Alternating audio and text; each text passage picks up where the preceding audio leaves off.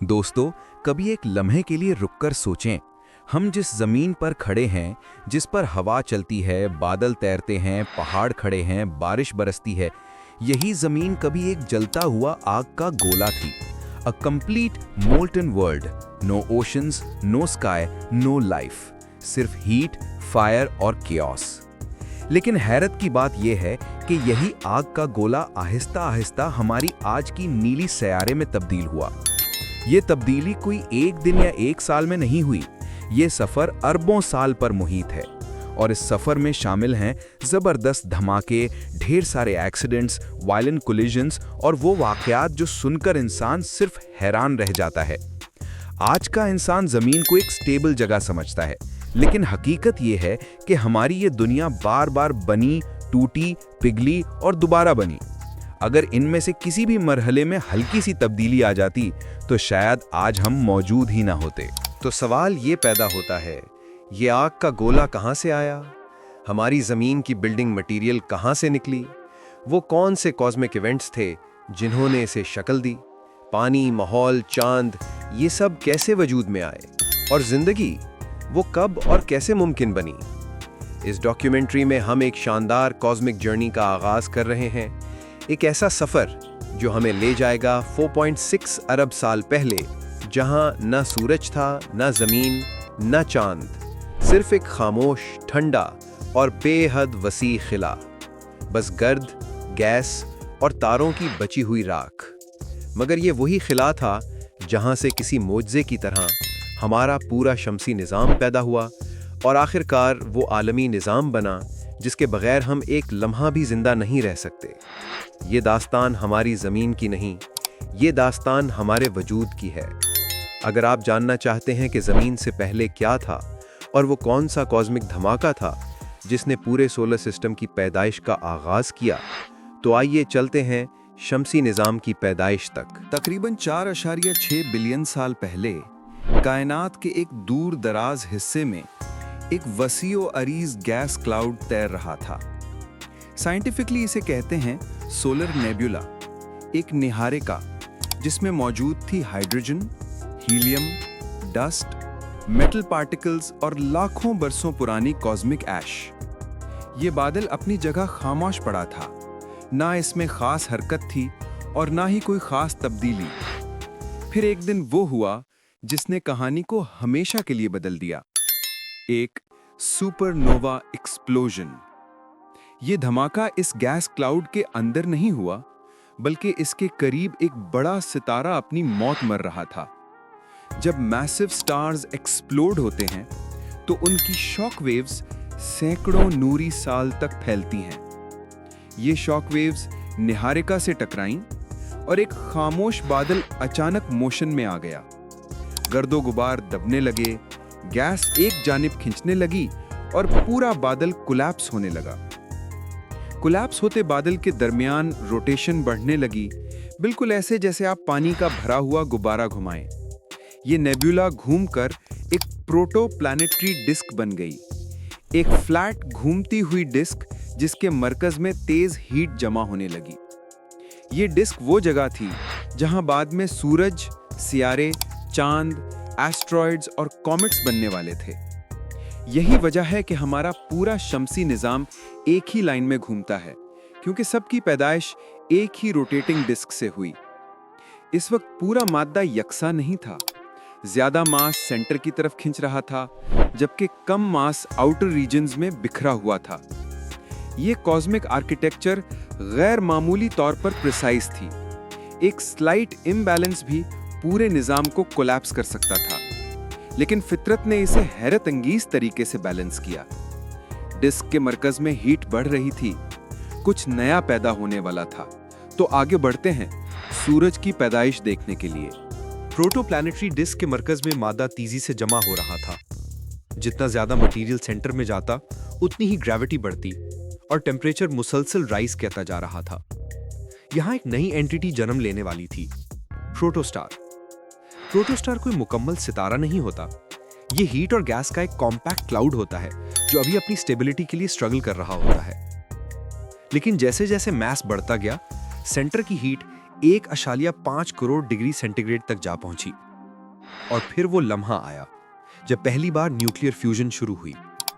Hydrogen atoms मिलकर helium बनाने लगे। ये अमल वो था जिसने प्रोटोस्टार को तब्दील किया हमारे सूरज में। सूरज की पैदाइश एक अजीम वाकया था। इंटेंस लाइट, एक्सट्रीम रेडिएशन और powerful solar winds. Solar winds ने डिस्क के कुछ हिस्से उड़ा दिए और बाकी मटेरियल को मखसूस मदारों में सेटल कर दिया। दिलचस्प बात यह है कि पूरे सोलर सिस्टम का 99.8% मादा सूरज में इकट्ठा हो गया। बाकी बचे हुए 0.2% से सियारे, मून्स, कॉमेट्स और एस्ट्रॉइड्स वजूद में आए। आज भी सूरज के अंदर वही फ्यूजन रिएक्शन जारी है जो अरबों साल से रोशनी और हीट पैदा कर रहा है। यही हीट और लाइट हमारी जमीन और जिंदगी को मुमकिन बनाती है। सूरज तो बन गया, लेकिन सियारे अभी केओस की हालत में थे। आइए देखते हैं कि आखिर प्लैनेट्स कैसे वजूद में आए। प्रोटोप्लैनेटरी डिस्क में मौजूद टाइनी डस्ट पार्टिकल्स आपस में टकरा रहे थे। बहुत छोटे कोलिजन भी कभी-कभार पार्टिकल्स को आपस में चिपका देते। टाइम के साथ साथ ये tiny grains millions of years में बड़े क्लम्प्स में बदलने लगे। ये क्लम्प्स कहलाते थे प्लैनेटेसिमल्स। प्लैनेटेसिमल्स रैंडम तरीके से घूमते, कभी एक दूसरे से टकराते, कभी कंबाइन हो जाते, कभी टूट जाते। लेकिन कुछ बॉडीज इतनी बड़ी हो गईं कि उन्होंने अपना ग्रेविटेशनल फील्ड बना लिया। यही लार्जर बॉडीज थीं प्रोटोप्लैनेट्स। अक्रीशन का अमल बहुत वायलेंट था। हर तरफ कोलिजन्स, हीट, डस्ट क्लाउड्स। लेकिन यही केओस आगे चलकर वेल स्ट्रक्चर्ड सोलर सिस्टम बना। इनर प्लैनेट्स रॉकी बने क्योंकि हीट ज्यादा थी। आउटर प्लैनेट्स गैशियस बने क्योंकि वहां टेम्परेचर कम था। ये कॉस्मिक सॉर्टिंग किसी इंटेलिजेंट डिजाइन की तरह लगती है, लेकिन ये सब नेचुरल फिजिकल लॉज का नतीजा है। अब देखते हैं इसी अमल के दौरान हमारी अर्थ कैसे बनी, क्या क्या तबाही इसने बर्दाश्त की और क्यों ये मोल्टन फायरबॉल में तब्दील हुई। जमीन की पैदाइश किसी जेंटल प्रोसेस का नतीजा नहीं थी। ये एक सिलसिला था खौफनाक एक्सप्लोजन्स का, जो ऐसे बार बार पिघलाते और दोबारा बनाते रहे। शुरू में अर्थ मुकम्मल तौर पर मोल्टन थी, a gigantic ocean of lava, no land, no water, no air. इसी दौर को कहते हैं हेडियन ईयन। नाम ही हेडीज यानी जहन्नम से निकला है। इस दौरान बड़े बड़े एस्टेरॉइड्स और कॉमेट्स जमीन से टकराते रहे।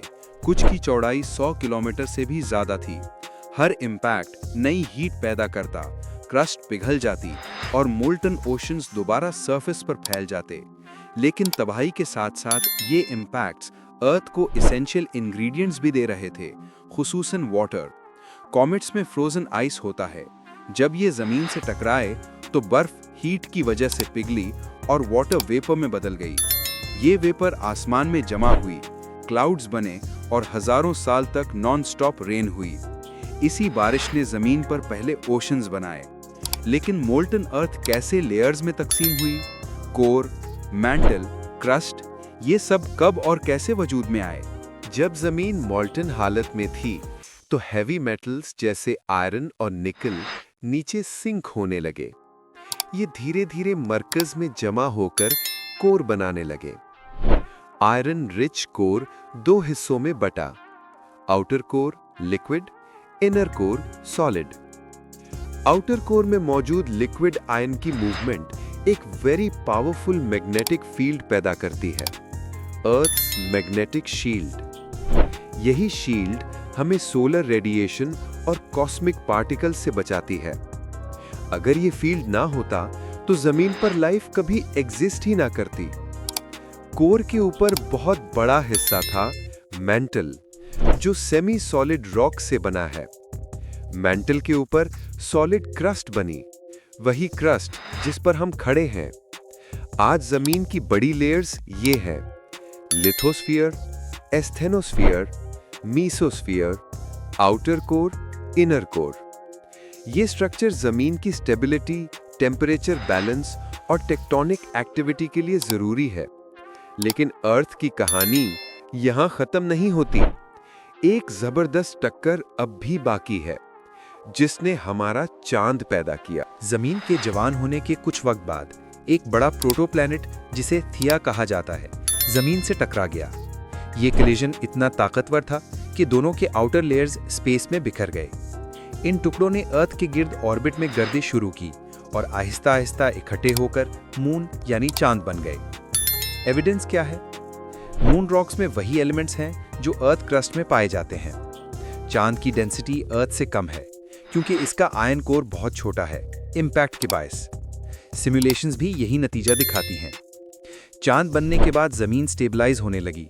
चांद ने दिन को आहिस्ता आहिस्ता लंबा किया, सीजन्स को स्टेबल किया, टाइड्स बनाई और अर्थ के रोटेशन को बैलेंस किया। अगर चांद ना होता तो जमीन एक अनस्टेबल क्योटिक प्लैनेट होती जिस पर लाइफ डेवलप होना तकरीबन नामुमकिन था। चांद बन गया, जमीन सर्द होने लगी। अब सवाल यह है कि जिंदगी की बुनियाद कब रखी गई? जमीन के जवान होने के कुछ वक्त बाद एक बड़ा प्रोटोप्लैनेट जिसे थिया कहा जाता है जमीन से टकरा गया। ये कलिजन इतना ताकतवर था कि दोनों के आउटर लेयर्स स्पेस में बिखर गए। इन टुकड़ों ने अर्थ के गिर्द ऑर्बिट में गर्दिश शुरू की और आहिस्ता आहिस्ता इकट्ठे होकर मून यानी चांद बन गए। एविडेंस क्या है? मून रॉक्स में वही एलिमेंट्स हैं जो अर्थ क्रस्ट में पाए जाते हैं। चांद की डेंसिटी अर्थ से कम है क्योंकि इसका आयन कोर बहुत छोटा है, इम्पैक्ट के बायस। सिमुलेशंस भी यही नतीजा दिखाती हैं। चांद बनने के बाद जमीन स्टेबलाइज होने लगी। चांद ने दिन को आहिस्ता आहिस्ता लंबा किया, सीजन्स को स्टेबल किया, टाइड्स बनाई और अर्थ के रोटेशन को बैलेंस किया। अगर चांद ना होता तो जमीन एक अनस्टेबल क्योटिक प्लैनेट होती जिस पर लाइफ डेवलप होना तकरीबन नामुमकिन था। चांद बन गया, जमीन सर्द होने लगी। अब सवाल यह है कि जिंदगी की बुनियाद कब रखी गई? 4 बिलियन से 2.5 बिलियन साल पहले जमीन ने एक बड़ा ट्रांसफॉर्मेशन शुरू किया। आसमान थिक गैसेस से भरा हुआ था, वाटर वेपर, CO2, मीथेन और अमोनिया वगैरह वगैरह। ये गैसेस हीट ट्रैप करती थीं और जमीन वार्म रहती थी। वोल्केनोज मुसलसल फट रहे थे जो एटमॉस्फेयर में नई गैसेस छोड़ रहे थे। बारिश होती रही और ओशंस मजीद गहरे होते गए। समंदर ने CO2 जज्ब करना शुरू किया। ये अमल जमीन के टेम्परेचर को स्लो और स्टेबल करता रहा। यही बैलेंस आगे चलकर लाइफ के लिए क्रिटिकल सबूत बना। आज भी ह्यूमन मेड CO2 सबसे ज्यादा ओशंस एब्जॉर्ब करते हैं, जंगलात नहीं। आर्कियन ओशंस में पहली बार सिंपल ऑर्गेनिक मॉलिक्यूल्स बनना शुरू हुए। ये मॉलिक्यूल्स आगे चलकर कॉम्प्लेक्स स्ट्रक्चर्स में बदलने वाले थे। जमीन तैयार हो चुकी थी, अब पैदा होने वाली थी पहली लाइफ। लेकिन जिंदगी एक मिरेकल नहीं, एक प्रोसेस था। आर्कियन के आखिर तक ओशंस एक केमिकल फैक्ट्री बन चुके थे। यहाँ कॉम्प्लेक्स मॉलिक्यूल्स एग्जिस्ट करने लगे। इन्हीं मॉलिक्यूल्स ने मिलियंस ऑफ ईयर्स में कंबाइन होकर फर्स्ट लिविंग सेल्स की बुनियाद रखी। ये सेल्स सिंपल थे, लेकिन इन्हीं ने आगे चलकर प्लांट्स, एनिमल्स, ह्यूमंस सबको जन्म देना था। अर्थ एक परफेक्ट बैलेंस पर खड़ी थी। दुरुस्त temperature, stable orbit, strong magnetic field, liquid water, protective atmosphere और मून का स्टेबलाइजिंग इफेक्ट। अगर इनमें से किसी एक में भी स्लाइट तब्दीली होती तो शायद जिंदगी मुमकिन ना होती। हम आज जिस दुनिया में रहते हैं वो अरबों साल की मेहनत का नतीजा है। कायनात की, फितरत की और वक्त की मेहनत। और ये सब कुछ सिर्फ एक छोटे से नीले सियारे पर हुआ जो इस वसी और खाली यूनिवर्स में एक डस्ट पार्टिकल से भी कम है। दोस्तों, ये हमारी कहानी थी, जमीन की कहानी। मजीद हैरत अंगेज साइंस फैक्ट्स देखने के लिए वीडियो को लाइक करें, चैनल को सब्सक्राइब करें और बेल आइकन जरूर दबाएं ताकि आप कोई नई वीडियो मिस न करें।